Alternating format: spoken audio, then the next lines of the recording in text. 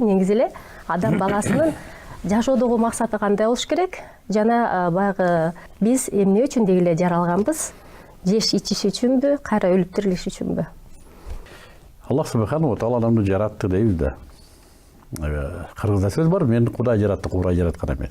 Муну эмнени айтып атат? Адамдын татыктуулугун айтып атат. Демек Аллах субханаху ва тааладан кийинки эле татыктуу зат бул адам. Калган аламдар адам үчүн жаратылды.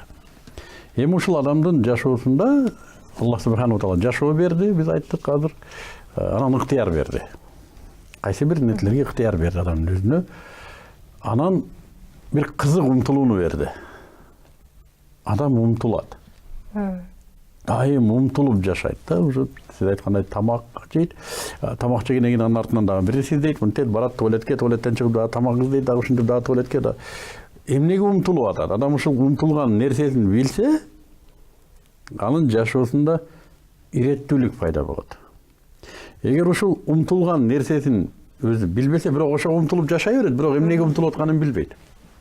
Бул адамдын умтулган нерсеси жараткан жаратуучусунан берилген бир чоң жакшылык. Адам бактылуулукту издеп жашайт экен. Тилекке каршы бардык эле бактылуулук эмне экенин билбейт. Бирок издегени бактылуулук. Бактылуулук эмне десе жакшы үй бүлө дейт. Бактылуулук эмне десе жакшы эр дейт. Бактылуулук эмне десе көп бала, жакшы иш, мамлекет башкаруу, космоско учуу, өзү түшүнгөн бир бактылуулуктун бейнесин айта берет. Бирок эрге тийгенден кийин караса эртеси күнү проблема башталды. Балалуу бактылуу, балалуу болсом бактылуу болом деди. Балалуу болгондон кийин бир проблеманын дарбазасы ачылып кетти. Жакшы иш десе, ал иште деле бактылуу болгон жок. Дагы башка издей баштады, умтулуу, тындырбай атат. Менимче ошол бактылуулуктун заводунда бир жерде жазылса керек да, бактылуулук деген мыногу депчи. Мен ошону динден таптым да. Бул эмне десе, бул адамдын өзүнүн табиятында жашоосу ушул бактылуулук экен. Айтып атпайбызбы, кээде мен өткөндө бактылуу болгон экенмин, билбептирмин да. Бул эмне табиятында жашоо? Бул кадыржамдык. Адам издегени кадыржамдык, тынчтык. Бардык нерсеси, акылы да, жүрөгү да, айлана чөйрөсү да, мамилелери да бардыгы кадыржамдык алып келе турган тартипте. Менимче адамдын издегени ушул. Ал бакыт деп башка нерсени издеп жүрө берген, мындай бир чоң нерсе болсо керек деп көрсө өтүп кетти.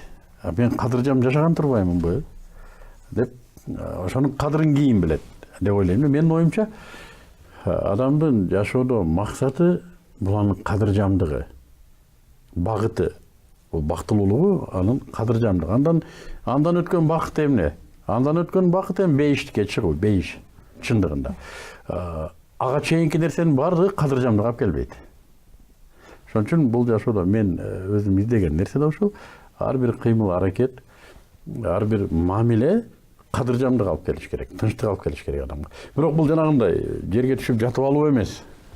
Кадимки эле аракетте демилге менен жашайсың, бирок ар бир кылган ишиң сага кадыржамдык алып келиш керек. Сен ошондон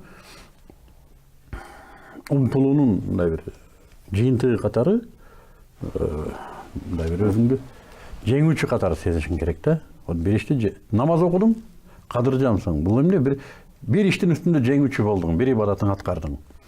Тамак жедиң, эгер адал тамак жеген болсоң, ибадат кылуу үчүн күч кубат сага, кадыржамсың. Эми курсагың тойду. Эми эмне кылыш керек? Эми ибадат кылыш керек, иш кылыш керек. Ар бир жеткен ийгилик кийинки ийгиликке тепкич болуш керек. Мына ушул адамды кадыржам кармайт. Кыжалаттыгын жоёт. Адамды кажыган нерсе кыжалаттыгы. Кыжалаттык качан пайда болот? Качан адам табиятына туура эмес иш кылса. Же акылы көтөрбөгөн, же жүрөгү көтөрбөгөн, же дини көтөрбөгөн. Мына ушул нерселер адамды кыжалат кылат, кажыйт.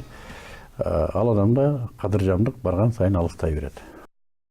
Кадырлуу көрөрмандар, мен бул каналдын көрөрманы болгонуңуз үчүн ыраазычылык билдирем жана ушул каналга жазылууну унутпаңыз. Айтмакчы, башкаларга дагы сунуш кылып коюңуз.